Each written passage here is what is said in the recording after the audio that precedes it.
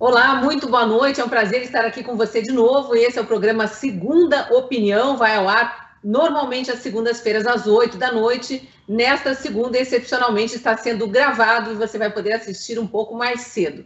Se não conhece o Segunda Opinião ainda, fique conosco. Se já conhece, aproveite para compartilhar e chamar mais amigos para assistir. A gente está sempre aqui debatendo temas conservadores. Hoje nós vamos falar de censura, porque está demais, né? A gente já vem falando disso há muito tempo nas páginas da Gazeta do Povo, aqui no programa mesmo já abordamos esse assunto, mas além de pessoas comuns censuradas nas redes sociais, bloqueadas ou com um alcance limitado nas suas postagens para que não possa falar com seus seguidores, agora tem muitas pessoas que estão concorrendo a cargo público impedidas de falar e sem uma justificativa plausível na legislação eleitoral, desde candidatos a deputado até o presidente da República. Então vamos falar de tudo isso no programa de hoje, convide os amigos e dê a sua opinião também aí na área de comentários. Eu já chamo para participar do debate os comentaristas que estão assim toda segunda-feira comigo, né? A Paula, a Marisa e o Flávio Gordon, e hoje o convidado é o Paulo Pozonov, colunista da Gazeta do Povo, que de tempos em tempos vem aqui participar conosco. Obrigada para vocês pela participação.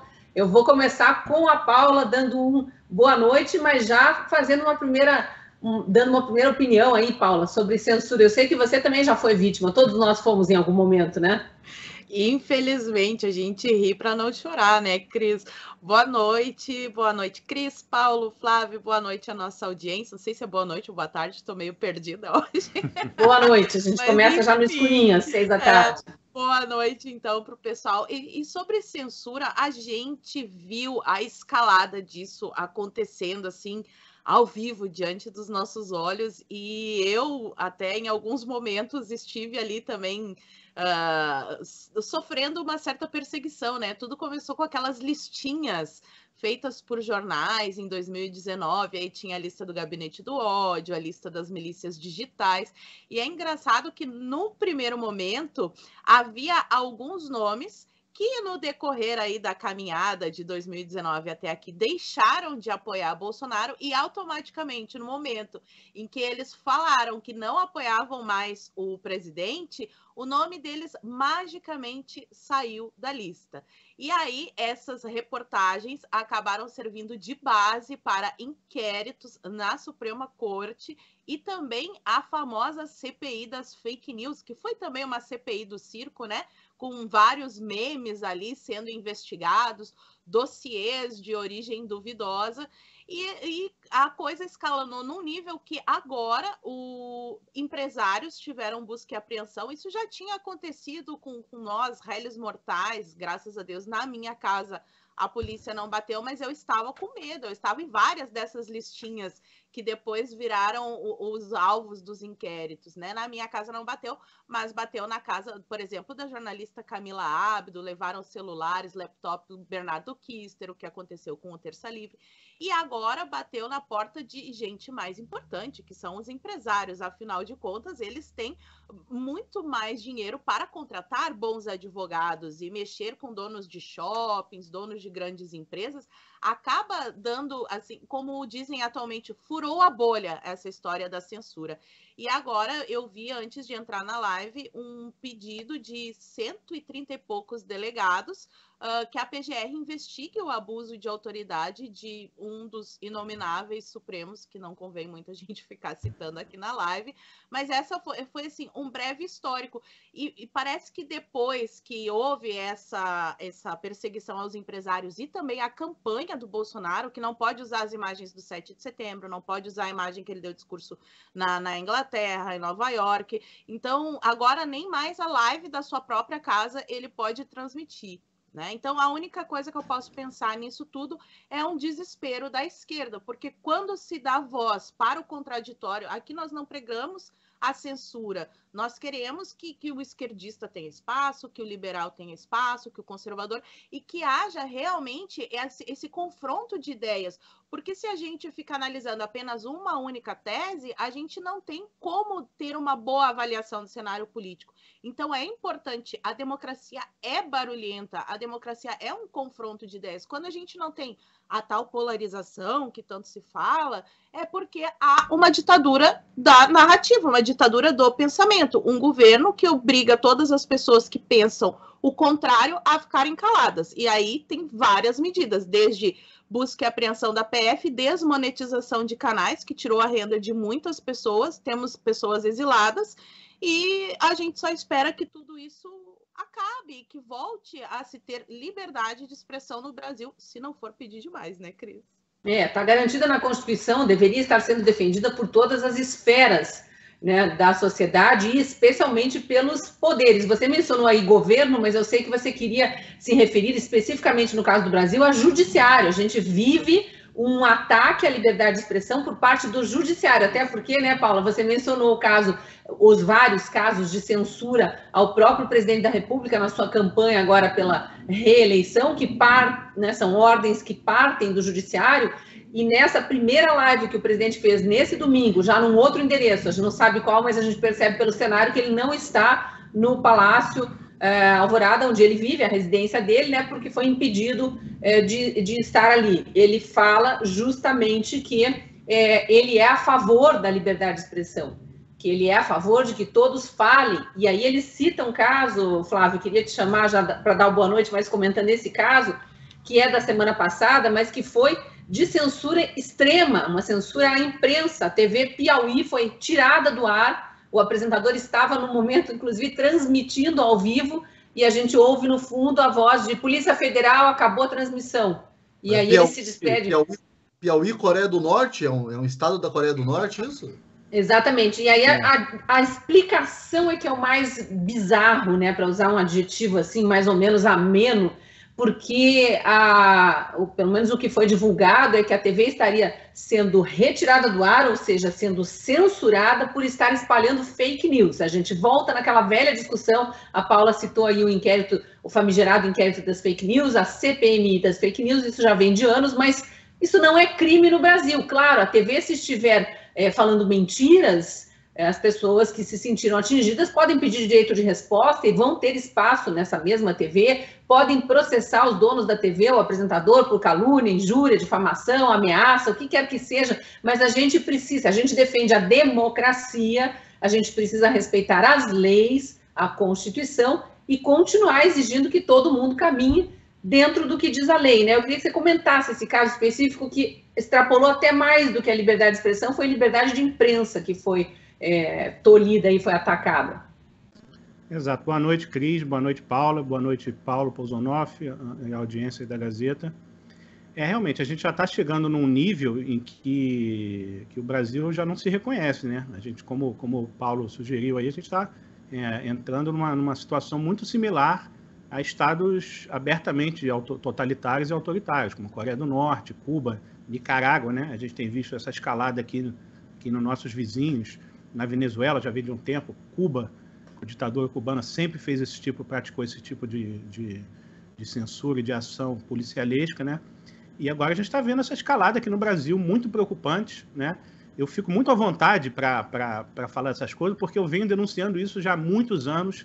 Quando começou esse esquema de fake news, eu já falava que era uma artimanha para você definir o que seria permitido ou não no debate público, né? E sempre de uma maneira parcial, politicamente motivada, né? Porque eu me lembro que eu escrevi um artigo na Gazeta, acho que em 2018, que eu falava um pouco do perfil dessas agências de checagem, né? Como elas estão integradas numa rede internacional de fact-checking, como elas recebem financiamento de fundações que têm um objetivo político muito claro, a fundação, por exemplo, do George Soros, aquele Omidyar, do eBay, que eram opositores políticos, por exemplo, do Donald Trump, né?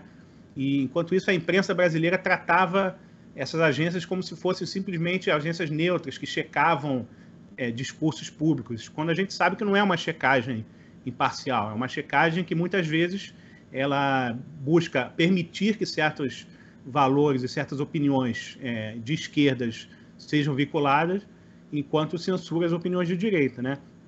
Agora, a gente está vendo que a gente tem uma articulação aí muito grande. Por isso que aquele argumento que muita gente usava, essas redes sociais são privadas, elas têm o direito de proibir o que ela quiser e censurar a postagem que ela quiser, porque você está ali, você tem que seguir de acordo com as regras. Primeiro que, mesmo do ponto de vista privado, esse argumento já não se sustenta, porque as regras não são claras, elas são totalmente abertas, violar os padrões da comunidade, eles deixam propositalmente genérico e aberto para poder manipular de uma maneira do que eles quiserem, né? Então, por exemplo, eu fui censurado várias vezes nesse modelo e eu, felizmente, ganhei na justiça. Acionei o Twitter e o Facebook e todas as vezes eu ganhei, porque eles não tinham como provar que eu tinha violado nada, não tinha feito nada que fosse crime, segundo as leis brasileiras. Então, não tinha motivo para censurar, mas eles se valeram desse argumento de que a coisa era privada e que muita gente, inclusive muitos liberais, defendiam esse argumento, né? Só que a gente já passou dessa fase, a gente já está numa fase que há uma mistura muito grande, uma mixórdia entre essas redes sociais e órgãos do Estado, por exemplo, no Brasil, principalmente do Judiciário, e também a participação da imprensa e das agências de checagem, né? Então você tem toda digamos, cada um exerce seu papel nessa grande espiral de censura, né? A imprensa, como a Paula Marisa estava falando, ela identifica os alvos, ela estigmatiza determinadas pessoas, faz listas negras, tenta transformar as opiniões dessas pessoas, tenta criminalizar a opinião dessas pessoas como se fossem pessoas extremistas que estão fugindo da normalidade democrática. Não é sempre assim com estigmas. Bolsonarista virou um estigma, extremista, terraplanista, coisas do tipo, assim, negacionista, né? Então a imprensa coloca um alvo na testa dessas pessoas, as agências de checagem, em parceria com a imprensa, em parceria com órgãos públicos, por exemplo, o TSE firmou uma parceria com as agências de checagem para falar negócio de eleição, né? As agências de checagem começam a atuar nas redes, reduzindo o alcance, censurando ou tirando postagens, ou bloqueando perfis, ou simplesmente fazendo aquele procedimento do shadow banning, né? Que a pessoa pede, a postagem das pessoas fica sem alcance, a pessoa nem sabe que não está atingindo.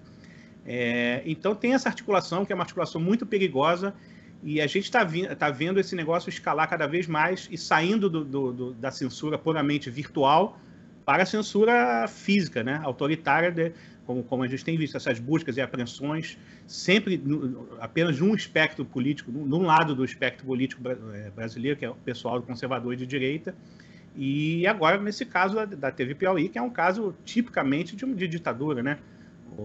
Você vê que o jornalista está ali falando, a Polícia Federal entra ali no ar, censurando, fechando a emissora, ou seja, não tem, nada disso é legal, nada disso faz parte do ordenamento jurídico brasileiro, né? Porque eventuais mentiras, eventuais difamações, tudo isso já tem instrumento jurídico para as pessoas que se sentirem ofendidas lidarem com isso na justiça comum, né?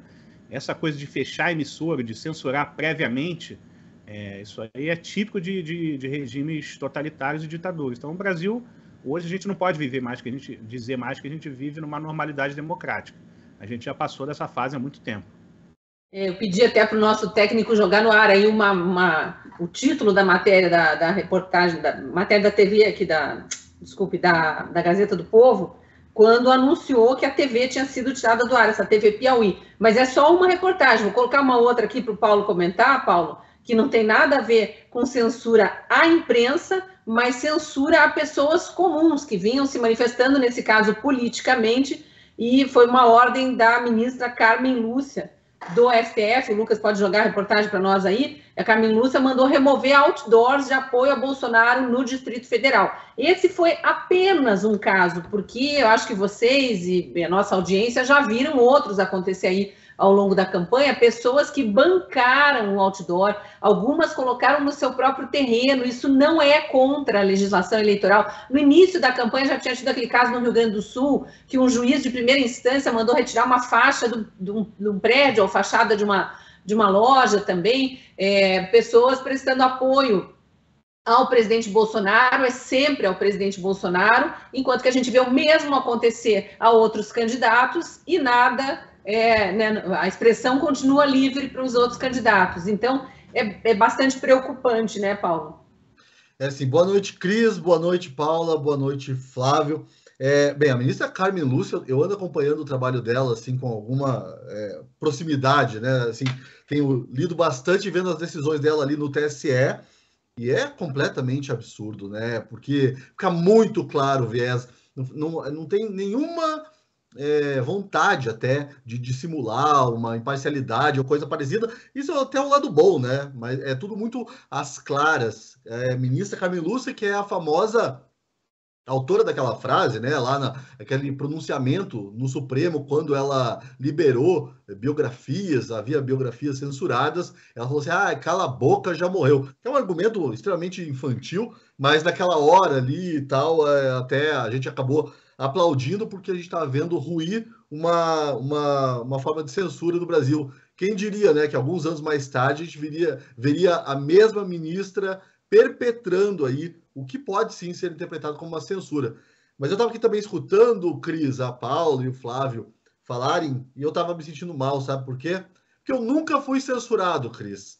E eu não estou nesse clubinho, eu quero entrar nesse clubinho, eu estou até para escrever uma crônica para a Gazeta do Povo. Vocês aí que não são assinantes da Gazeta do Povo, assinem, que eu acho que essa semana ainda sai. Eu nunca fui censurado, mas eu já fui autocensurado, que também tem esse mecanismo, que eu acho que é importante a gente falar, que nós, assim, que temos até um espaço, né, na imprensa, em redes sociais, a gente fica com medo. É uma forma de intimidação, essas né, tangenciando, pode não ser uma censura direta, mas tangenciando, a gente fica vendo casos aí de pessoas que sofreram busca e apreensão por mostrar só um emoji fazendo assim, não sei o que lá, que a gente se sente intimidado. Então, assim, o que eu nunca sofri uma censura direta, mas ainda mais nos últimos tempos, essa autocensura, sabe? Aquele grilinho que fica falando assim, nossa, mas eu vou comprar essa briga. Ele existe, e é absurdo que ele exista. Estava ouvindo a Paula falar e ela disse, o inominável. É o Alexandre de Moraes. A gente tem medo de falar o nome do Alexandre de Moraes. Alexandre de Moraes. Isso é um absurdo. É um absurdo que hoje, sabe, em Brasil 2022, a gente tenha medo de fazer uma crítica ao trabalho horrível do Alexandre de Moraes. É horrível mesmo. Mas, assim, eu quero também, aqui na minha primeira participação, dar um pouco de esperança para os espectadores. Duas esperanças que vieram, uma, eu acho que veio até de um veículo que é meio improvável, assim, achei estranho isso. Hoje, o New York Times, que tem um viés progressista, é um jornal de esquerda norte-americano, publicou um artigo dos dois correspondentes do jornal aqui no Brasil, um artigo muito bom, muito correto. A gente pode aqui ficar discutindo minúcias. Eu vi até um pessoal discutindo que eles partem de uma premissa errada, de que o STF está tentando defender a democracia, mas isso aí é uma discussão posterior. Eu acho que é muito interessante a gente ver um jornal, né, como o New York Times, que dá espaço aí para Felipe Neto falar umas bobagens de vez em quando, mostrar esse outro lado do que a gente está vendo no Brasil. O que a gente está vendo, e o New York Times, o artigo deixa claro isso, é um STF que, em nome de defender a democracia, está disposto a acabar com essa mesma democracia. Em nome da defesa das liberdades, está disposto a acabar com liberdades. Então é muito interessante esse artigo do New York Times que saiu hoje. E uma outra esperança, que talvez eu cause uma cisânia aqui no programa, eu espero que não, mas se acontecer, já peço desculpas, do André Mendonça, né? O ministro André Mendonça, na semana passada, a Folha de São Paulo sofreu também uma censura por uma matéria ridícula, é uma matéria que confunde moeda corrente com dinheiro vivo, aquele caso lá dos imóveis da família toda do presidente. Até também outra ideia para eu escrever uma crônica, não sei se vai rolar, Cris, mas escrever dos imóveis da família Silva, que deve ser milhões de imóveis do Brasil, né? Então, se a gente for fazer uma matéria de todos os imóveis da família Silva, mas enfim, do Guarujá. Exatamente. Yeah. Mas assim, a Folha sofreu uma censura, é uma matéria ridícula, e o André Mendonça, que foi indicado pelo presidente Jair Bolsonaro, a esquerda fica sempre temendo, que absurdo. Não, ele agiu de acordo com princípios. Ele foi lá e derrubou a decisão que era de um desembargador e liberou. E agora a gente tem a possibilidade de ver o quanto essa matéria é ridícula. Então, eu queria essa minha primeira participação, eu queria deixar esses dois casos de alguma esperança, né? Um ministro do STF agindo de acordo com a Constituição, de acordo com princípios, e também o New York Times aí reconhecendo que talvez, no caso deles, eles usam essa condicional, né? Talvez. No meu caso aqui não tem isso, não. O STF está, sim, extrapolando. Foi bom, Paulo, você ter citado esse caso da Folha de São Paulo e o UOL, que realmente foram veículos censurados, e recente, também agora na semana passada, a pedido da campanha do presidente Bolsonaro, inclusive que são sempre, é bom lembrar isso, são sempre os comitês de campanha que estão fazendo esses pedidos. No caso dos outdoors de Brasília, foi o comitê de campanha do candidato Ciro Gomes, que achou que aqueles outdoors pagos por pessoas comuns, falando de família, de Deus, pátria, eram campanha para o presidente Bolsonaro, embora a gente saiba que falam, sim, com os lemas, né, com as defesas que o presidente Bolsonaro faz, mas são outdoors bancados pela população, é liberdade de expressão das pessoas. E, claro, os candidatos adversários sentiram-se prejudicados e entraram lá na justiça eleitoral contra esses outdoors e conseguiram a ordem de remoção. No caso da TV Piauí e da Folha de São Paulo, o UOL foi censura mesmo. Nós criticamos aqui, embora a gente saiba que, no caso da Folha, é fake news, porque isso já foi desmentido, inclusive, pelos cartórios, pelos bancos. Moeda corrente não é a mesma coisa que dinheiro vivo. Então, faça jornalismo com responsabilidade, e se você errou, corrige, é assim que funciona, né? E os veículos não corrigiram. Mas, de novo, aquela coisa, se o presidente Bolsonaro ou a família Bolsonaro se sentiram prejudicados, tem que processar o jornal ou o portal de notícias e ir lá buscar o direito de resposta e a reparação dos danos, e não a censura, né? A gente sabe que campanha eleitoral é tudo mais acirrado mesmo, mas tem bastante tema aqui para a gente discutir, porque é tudo envolto na questão de tolher a liberdade de expressão das pessoas, da própria imprensa, e é contra isso que nós nos colocamos. Afinal de contas, a nossa Constituição garante.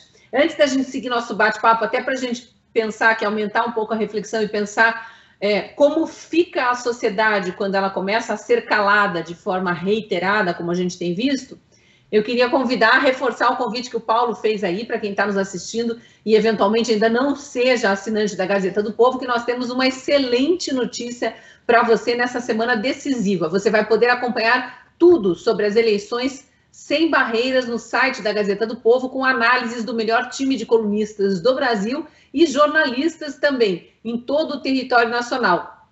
Isso porque o Departamento Financeiro liberou uma oferta especial para você acompanhar a Gazeta do Povo. Assinando o jornal agora, pelo link que está na descrição do vídeo, você vai pagar apenas 99 centavos por mês nos 2 primeiros meses. Isso significa informação e análise 24 horas por dia até o fim do segundo turno. Então, não dá para dizer que não tem um veículo imparcial que está aqui acompanhando, que estará acompanhando as eleições para te deixar realmente informado, aí acessível para você. Você encontra reportagens, colunas, e-books, cursos, podcasts e muito mais. São mais de 80 jornalistas e 40 colunistas trabalhando dia e noite para você. Esse acesso inclui as minhas colunas, as do Paulo, Alexandre Garcia, Constantino, Flávio Gordon, também é colunista aqui na Gazeta do Povo, e muito mais gente boa. Vamos lá, porque nós queremos a sua companhia nesse momento histórico. Então,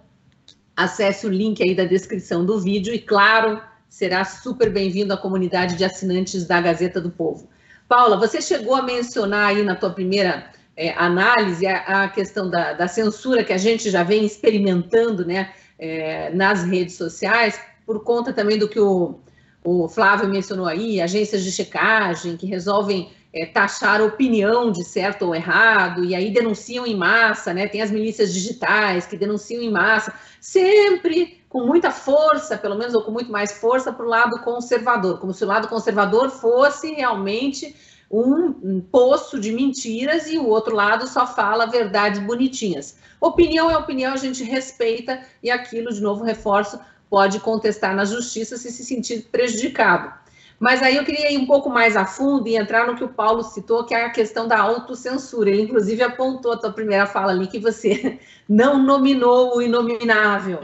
A gente acaba se limitando. Na pandemia, eu, pessoalmente, como jornalista, precisei fazer o que muitos médicos precisaram. É bizarro mesmo, a palavra é essa. cientistas tinham que evitar falar determinadas palavras porque as redes sociais iam derrubar o post ou a live, enfim, iam censurar o que precisava ser dito, né? Nomes de remédios, criou toda essa celeuma. A autocensura, ela empobrece o debate, né? E empobrece, numa visão mais ampla, a própria sociedade. Empobrece demais, porque hoje eu que tenho um canal no YouTube, então eu lido muito com o algoritmo do YouTube. Quando eu vou falar determinados assuntos, eu tenho que passar por essa transformação linguística para tentar burlar o algoritmo. Então, eu não quero sofrer busca e apreensão na minha casa. Eu evito falar o nome da corte, eu evito falar o nome dos ministros. Eu faço o meu comentário geralmente lendo matérias de jornal e dando a minha opinião sobre aquele assunto. Então, é uma opinião, mas mesmo assim, mesmo eu deixando claro que aquela é uma opinião, eu tenho medo. A qualquer momento, o meu canal pode ser derrubado. Assim como semana passada, eu tive a notícia, eu só não vou divulgar o nome, é um canal grande, mas ele entrou com uma contestação no YouTube para ver se ele reverte o quadro. O canal dele, ele recebeu um e-mail, o canal dele, que já tem mais de 700 mil inscritos, foi totalmente desmonetizado, sem nenhum aviso prévio, sem nenhum outro vídeo, porque o YouTube ele tem essa regrinha que não vamos tirar o teu vídeo do ar, mas nós vamos desmonetizar. E quando desmonetiza o vídeo, ele para de ser recomendado, porque a plataforma recebe graças aos anúncios. Então, geralmente, quando o vídeo é desmonetizado, a pessoa já tem que tirar do canal, porque senão aquele vídeo entra no pente fino e o teu canal, como tem um vídeo que está desmonetizado, ele passa também a ser menos recomendado, né? E ele não tinha nenhum desses casos, não tinha nenhum vídeo desmonetizado, simplesmente ele recebeu um e-mail dizendo que as regras da comunidade foram violadas e todo o canal dele foi desmonetizado, assim como aconteceu com vários outros canais aí. E isso é, sim, uma forma de censura, porque se a pessoa não pode ter, como falam, né, blogueiro, influencer, isso não é crime, isso é um trabalho honesto, a pessoa está ali produzindo conteúdo, está atendendo a uma demanda que, infelizmente, muitos jornais não atendem mais, porque preferiram fazer militância para determinada ideologia, em vez de reportar os fatos. Até pode ter, como eu falei no início do meu comentário, tem lá o colunista de esquerda, ele vai escrever a opinião dele e que fique claro para os leitores, aqui quem está falando isso é um esquerdista, aqui quem está falando isso é um conservador, ou então somente reportar os fatos. Agora, o que a gente reclama é que a grande mídia fala que é isenta quando não é. Então, isso é uma desonestidade com o leitor, né? E a gente viu aí também a matéria do caso da TV Piauí, fazendo uma transmissão ao vivo. Eu fui atrás da notícia.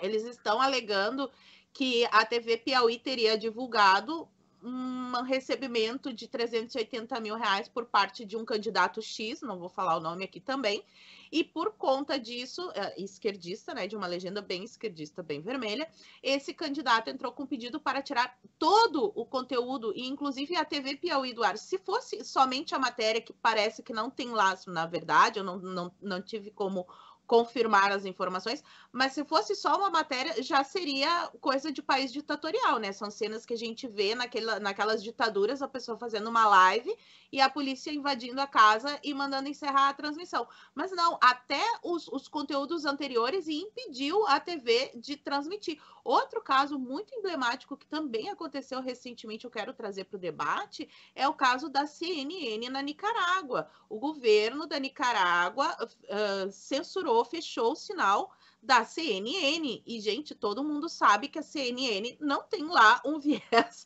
muito conservador, talvez alguns liberais meio progressistas, meio globalistas, com aquela esquerda mais raiz, é o que a gente vê na CNN, não só no Brasil, mas também no mundo todo, né?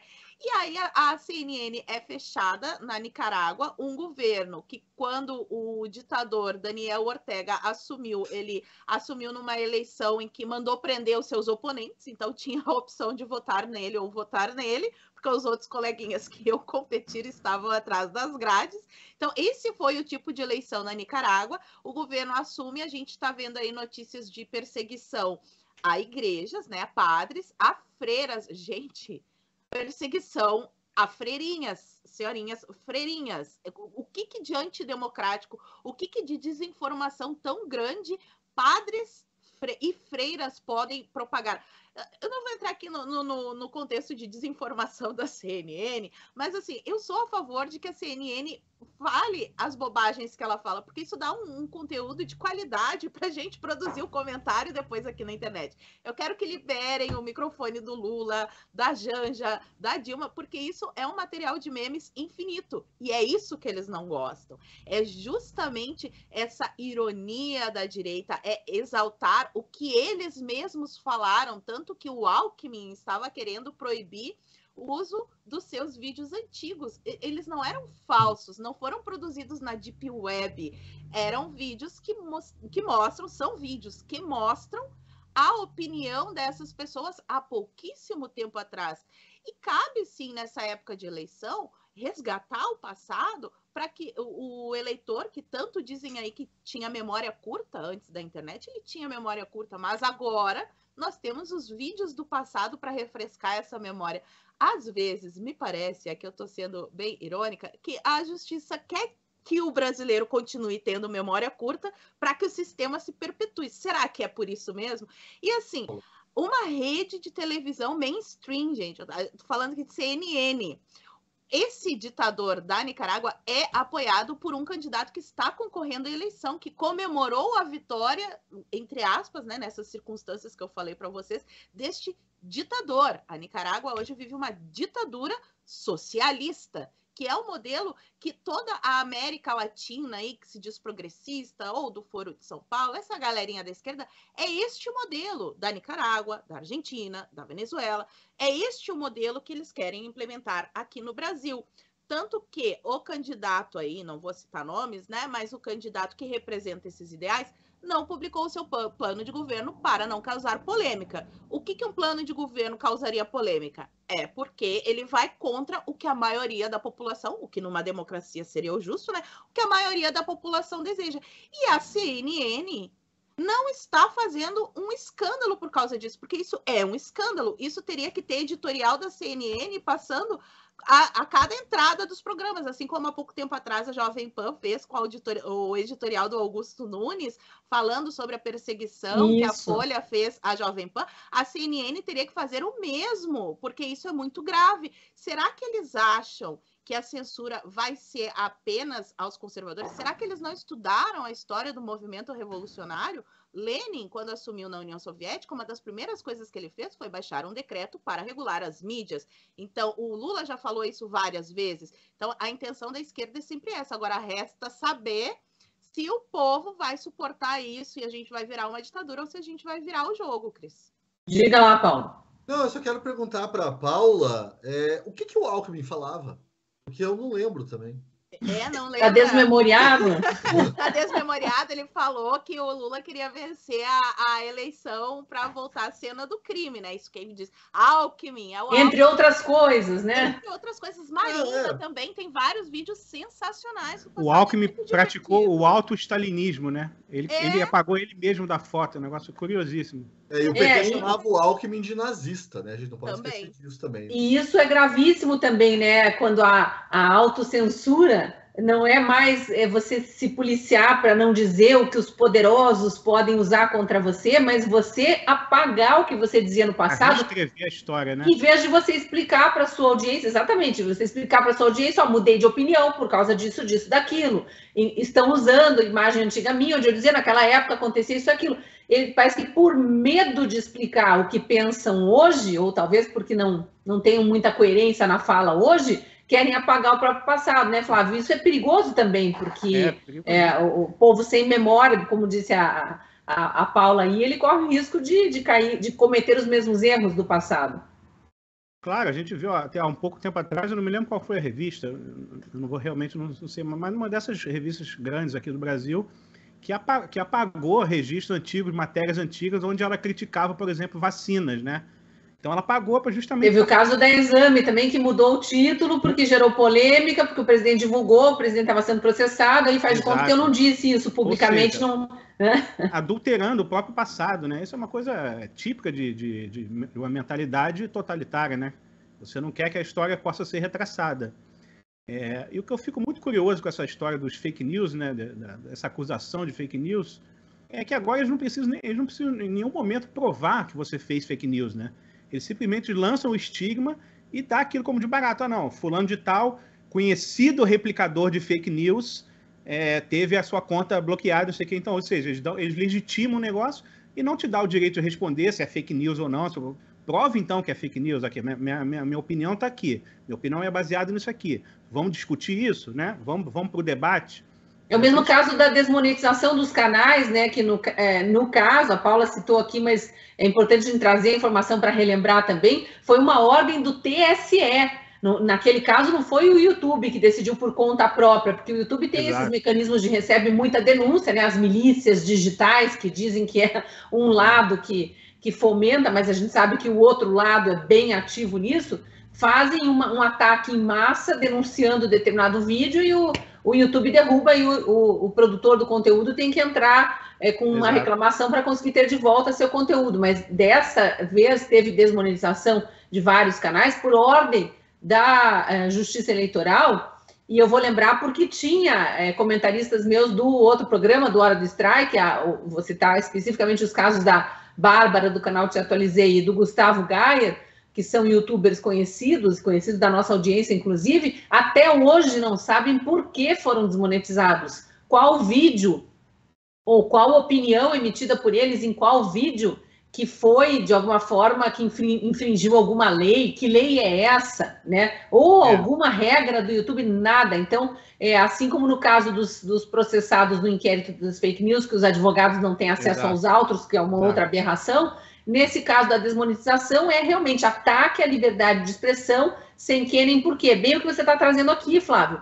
Né? Você é acusado de fake news, que não é crime no Brasil. Isso. Não é crime no Brasil, não existe crime, o dono da verdade, né? E você não sabe nem qual é a fake news que você cometeu. São processos clandestinos. A gente está numa situação totalmente kafkiana, né? Que as pessoas não têm nem os meios de se defender. Mas como você lembrou bem, Cris, primeiro que fake news não é crime, não é tipificado. Mas, além disso, primeiro você tem que, se fosse crime, você teria que provar que a pessoa cometeu fake news, né? Não basta você falar, então, por exemplo, eu sou contra lockdown, isso é fake news? Não, eu estou manifestando minha opinião contra uma política pública determinada que eu acho que vai ter efeitos negativos. Agora você está classificando como fake news, inclusive, especulações que as pessoas digam que pode acontecer, né? Não, eu acho que a volta do Lula vai ser ruim, não sei o quê. Fake news. Como é que você pode fazer fake news sobre a pessoa estar elucubrando, de acordo com o que ela sabe, um futuro possível, né? Então, opinião não pode ser fake news jamais, né?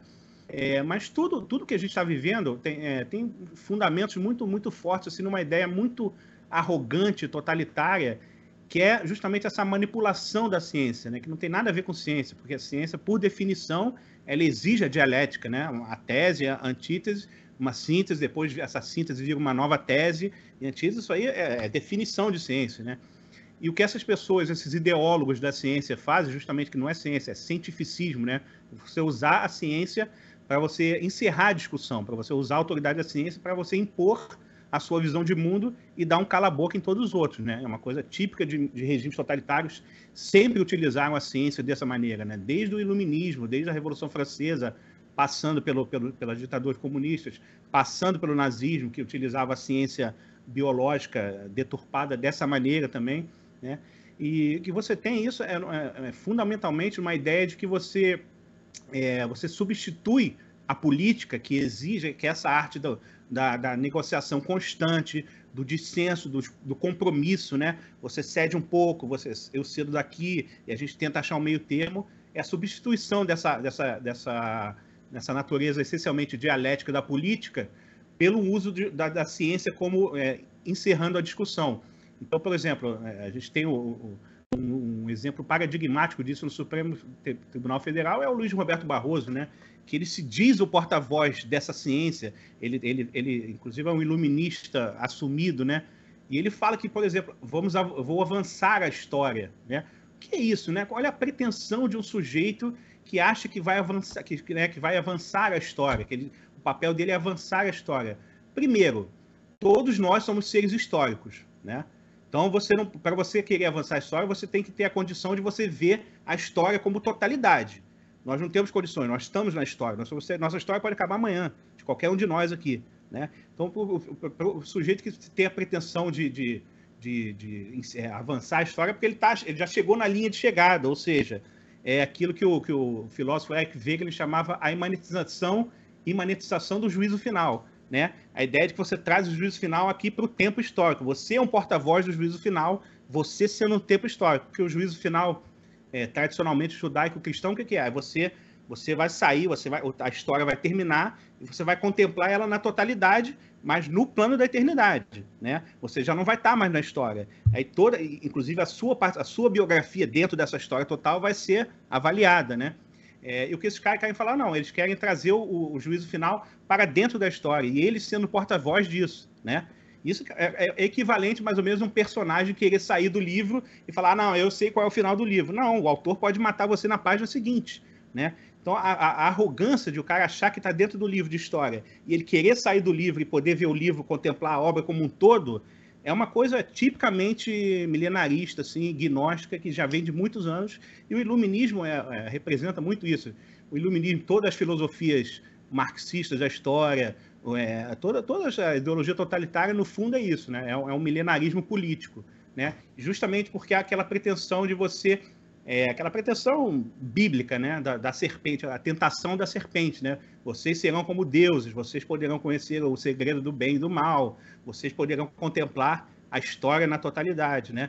Então, nesse sentido, por exemplo, um Barroso ou um sujeito com esse tipo de mentalidade, ele acredita que a opinião dele não está no mesmo nível das nossas opiniões aqui, falíveis, né, que você pode recuar, pode mudar. Não, a opinião dele, ele fala como representante do fim da história. Ele já está em outro mundo, então ele pode julgar a história inteira de acordo com essa posição que ele imagina ocupar, né? Então é o cúmulo da arrogância e da ubris, e quando isso penetra no direito e quando isso vai sendo aplicado nas leis, vira uma coisa perigosíssima, e aí, necessariamente totalitária, né? Você está falando aí, eu estou pensando o mau exemplo também que isso vai disseminando na sociedade, né? Porque a gente citou alguns ministros de cortes superiores aqui, desde a Carmen Lúcia, que eu li aqui a decisão dela recente sobre a história dos outdoors, até o próprio Barroso, e aí a gente lembra de decisões de primeira instância, inclusive esses casos que eu citei agora há pouco de fachada de casa no Rio Grande do Sul, que a pessoa foi obrigada a tirar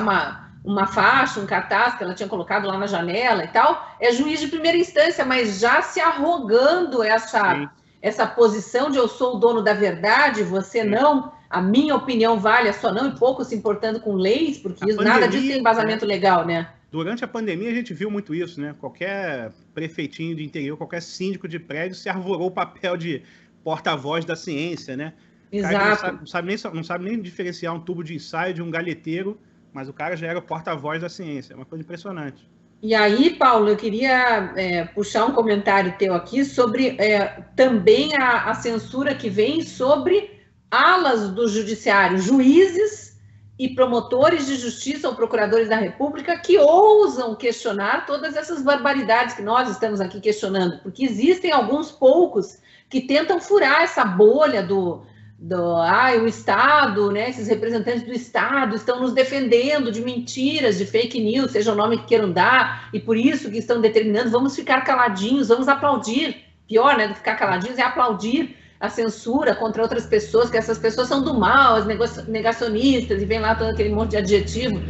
Agora, a juíza, a gente teve o caso da juíza Ludmila Lins Grilo, na semana passada, que recebeu um monte de ordens arbitrárias do CNJ, Conselho Nacional de Justiça, para que...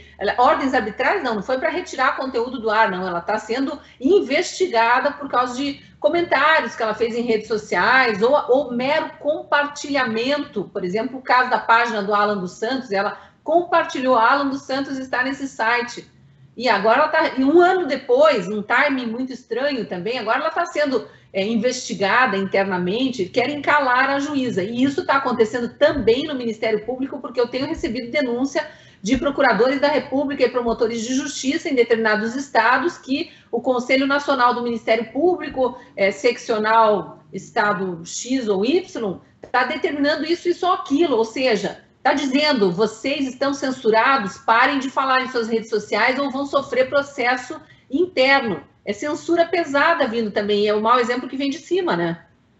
Eu acho assim, isso que o Flávio falou, você disse que está dando mau exemplo para o restante da sociedade, essas atitudes dos ministros do STF, isso é a reprodução, como o Flávio bem mencionou, do pecado original, né? As pessoas aí da primeira instância do judiciário, o guardinha da esquina começa a achar que ele também pode agir como Deus, ele pode agir como o ministro Barroso, ele pode também determinar aí qualquer tipo de coisa que ele achar que se enquadre aí no que ele chama de bom senso. Agora, esse caso da Ludmilla, Cris, é um tanto quanto complicado, né? A gente tem aqui na Gazeta do Povo também o programa Fora dos Autos, que vai ao ar às quintas-feiras.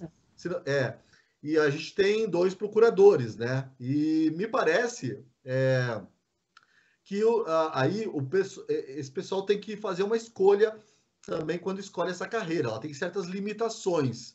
Até onde eu entendo, aí eu acho que o CNJ, a gente já viu o CNJ agir extrapolando as suas funções várias vezes, mas esse caso específico eu acho que eu precisaria estudar melhor, porque assim, até hoje... Mas eu posso opinar sobre isso, porque eu assisti 2 grandes entrevistas que a juíza deu, uma para o Pingos nos Is e uma outra entrevista, acho que para um canal do YouTube, se não me engano, e ela explica detalhadamente, o juiz ele é proibido de se manifestar na questão político-partidária. Ela dizer, o jornalista fulano de tal está nesse site, não é uma manifestação político-partidária. Né? Sobretudo quando ela exerce também função catedrática, né? Quando, por exemplo, ela escreveu um livro... A outra questão é essa, exatamente. Ela não pode se pronunciar fora dos autos, a menos que ela esteja escrevendo um livro ou dando uma aula sobre aquela questão. E ela é autora do livro sobre o inquérito do fim do mundo. Mas ela não falou nas redes sociais sobre isso. Do contrário, você mata o debate jurídico, né? Você mata... eu ia chegar aí, porque... Discussões transprocessuais, né? Eu ia chegar nesse ponto porque até a gente viu vários juízes petistas, esquerdistas, esperneando lá quando o Lula foi preso, quando sofreu busca e apreensão, quando teve condução coercitiva, e a justificativa para essas críticas a isso tudo era essa liberdade de cátedra, né? Então, não foram censurados. Não foram. Então, eu queria ressaltar isso. É o duplo padrão. Isso é o que chama atenção. E aí também o Flávio citou o Barroso. Eu acho que Barroso, Carmen Lúcia, Alexandre de Moraes, Dias Toffoli, que está quietinho, né, ultimamente. Mas é o editor do Brasil, lembra dele? Como editor do Brasil? Falou que o STF deveria agir como editor da sociedade. E o Barroso, no fim de semana, ele foi protagonista de uma, como é que eu vou chamar? Descensura, que é tão horrível quanto esses casos de censura que a gente está citando aqui. Porque a censura, né? A censura, quando a gente usa essa palavra, a gente pensa ali no jornal que não pode circular, ou que a matéria não pode ser publicada, ou a TV que é tirada do ar. Mas censura também tem essa conotação da reprimenda, né? Do castigo. E a gente teve aqui em Curitiba o caso do vereador encrenqueiro Renato Freitas, que invadiu igrejas, e daí ele foi censurado pelos seus pares, pelo Legislativo Municipal, a Câmara Municipal de Curitiba foi lá, cassou o mandato desse vereador encrenqueiro, e o que o Barroso fez? O Barroso falou, não, a cassação não vale, ele voltou, agora ele é candidato aí a deputado, então quem quiser votar nesse cara pode votar à vontade. E o Barroso, assim, ele rasgou a Constituição, ele rasgou, assim, no fim de semana eu estava conversando com os amigos, falta palavras de... Mais um que rasgou, né? Não, o argumento é surreal, né? Porque o argumento dele foi, presta atenção, espectador, prestem atenção nisso, que o vereador não podia ser cassado por quebra de decoro parlamentar, porque isso prejudicaria a representatividade dos negros.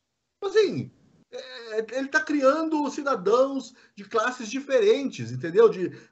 É completamente absurdo. E mesmo que fosse, né, Paulo, há outros candidatos negros e os eleitores negros, se assim acharem correto, podem votar em outros candidatos negros e não naquele que invade igrejas. E os eleitores negros do Francisquini não contam, porque eles caçaram, né? Aí não tem problema. E assim, representatividade dos brancos, então, dos pardos, dos índios, se o cara cometer alguma... E dos negros católicos, né? E dos negros católicos que foram agredidos ali, foram violados no seu espaço de culto, né?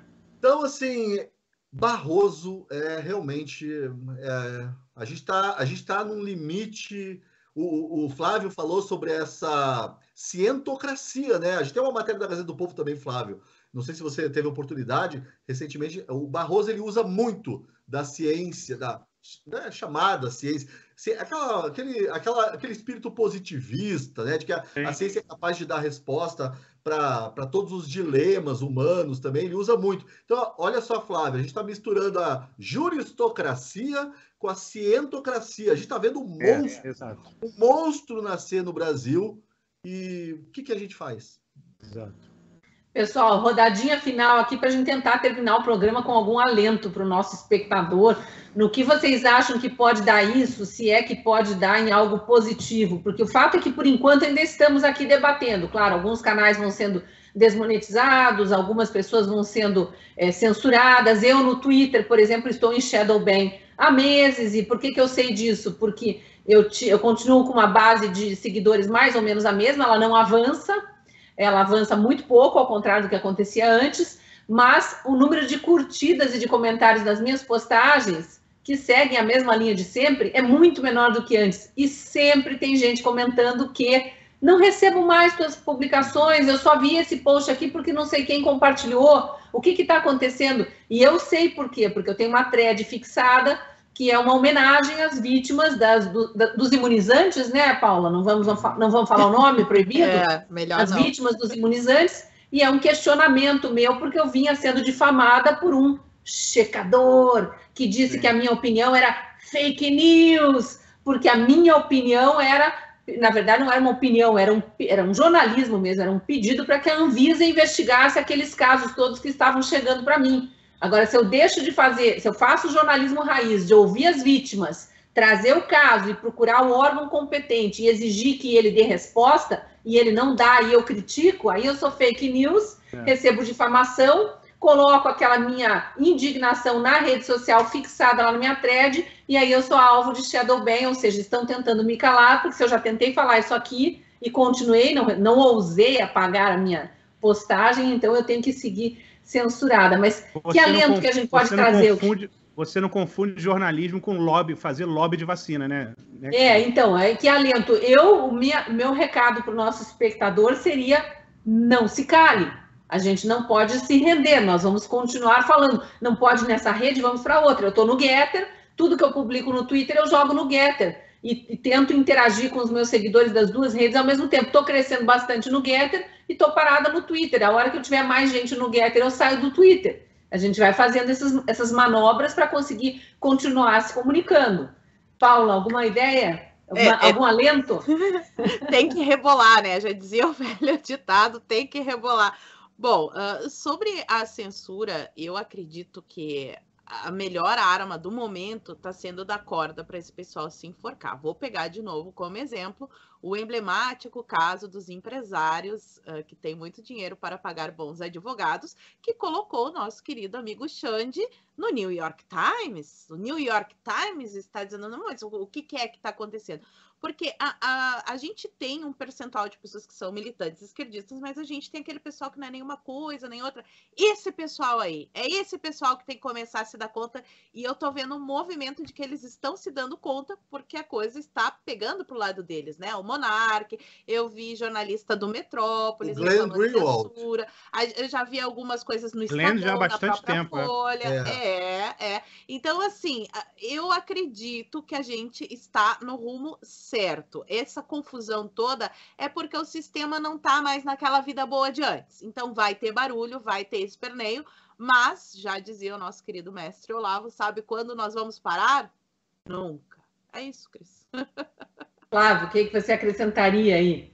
Antes de mais nada, eu queria prestar toda a minha solidariedade à querida amiga Ludmila, que está sendo mais uma vez perseguida por coisas totalmente legítimas que ela tem feito, mas graças a, digamos, a palavra justocracia nem me parece mais apropriada, porque eu acho que não é propriamente o governo do judiciário, mas o judiciário é um instrumento, né? O judiciário está totalmente aparelhado por um lado do espectro político, que é a esquerda, né? Então a Ludmilla está sendo alvo disso. E de resto é falar que isso, porque na verdade todo esse ativismo do judiciário, na verdade, é uma violação profunda na raiz da democracia, né? Porque os processos democráticos, você vai lá, você elege os cargos eletivos, o presidente da República, elege os parlamentares, e ali o debate se dá. No ano seguinte, quando você não concorda, o parlamentar não foi bem, você retira. O executivo, a mesma coisa. E o que esse ativismo faz é violar esse princípio, e você ignora a opinião popular, porque são profissionais não eleitos, que não têm a sua fiscalização, o poder não é fiscalizável pelo eleitor, e você fica lá de cima para baixo, chancelando as medidas que você quer e caçando as medidas que você não concorda. Isso é uma violação elementar do Estado Democrático de Direito e do sistema representativo, né? Eu acho que em algum momento isso tem que parar, ou a gente vai partir para uma ditadura escancarada, né? A gente está aí numa semana de uma eleição decisiva que tem tudo a ver com esse momento. Eu acho que um dos candidatos, o candidato do PT, o lulopetista, é realmente símbolo desse apoio a ditaduras, a regimes ditatoriais que a gente está vendo na Nicarágua. Fala abertamente, né, em regulação da mídia, regulação da imprensa. Regulação da mídia, eles têm um desprezo total pela representatividade, sempre tiveram, sempre desprezaram a Constituição, desprezam as leis, porque eles têm aquela mentalidade revolucionária que as leis são eles, né? Eles são as leis, a lei é o que facilita o processo revolucionário. Sempre foi assim. Então eu espero que a gente, nessa semana aí, o povo brasileiro possa botar a mão na consciência e decidir, porque a gente está decidindo dois caminhos inconciliáveis assim, para o futuro do país. Paulo, o Flávio tocou numa palavra que eu quase esqueço de trazer aqui, mas acho que merece ser mencionada. O próximo presidente da República vai indicar mais 2 ministros para o STF, os próximos senadores vão sabatinar os indicados, né? E os próximos senadores vão ajudar, junto com os que já lá estão, a eventualmente pressionar o próximo presidente do Senado a, quem sabe, cumprir sua função, que é fiscalizar os juízes que não agem conforme a Constituição. Então tem tudo isso que a gente precisa lembrar. Essa história do aparelhamento é bem grave, né? Não, sim, e eu espero que a gente tenha a oportunidade de ter pelo menos mais 4 anos para diminuir, não acabar, porque isso é um negócio que vai levar décadas com o aparelhamento, né, do Estado todo. A gente vê um MEC extremamente aparelhado, a educação brasileira é muito... As universidades...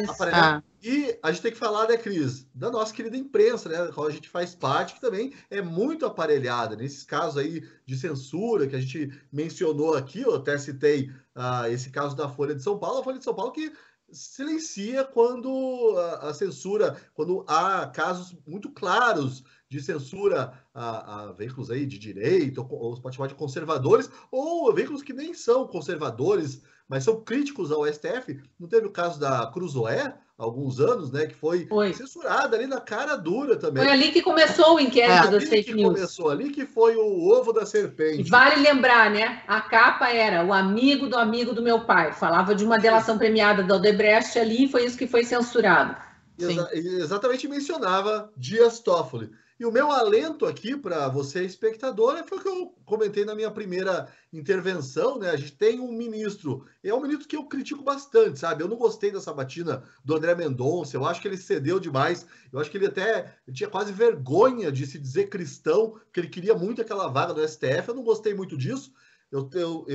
Mas eu achei assim, um ministro, tem pelo menos estava conversando isso com um amigo no fim de semana, Cris, o poder transformador de uma pessoa, a gente às vezes aqui fica nesse embate político todo, o André Mendonça, ele está em minoria no STF, é uma minoria acachapante. Você pode até juntar ali o Cássio Nunes, que também foi indicado pelo Bolsonaro, mas eu tenho minhas dúvidas, mas é uma minoria, mas eles têm um poder transformador. Eu espero que o ministro André Mendonça, até a partir dessa decisão, ele comece a perceber isso e entre aí numa rota até de conflito saudável, né, com a maioria, e faça aí com que a sua voz, que me parece baseada em princípios, baseada na Constituição, se faça mais ouvida também pelos seus pares. A minha esperança é uma esperança absolutamente tola, Cris, eu assumo isso.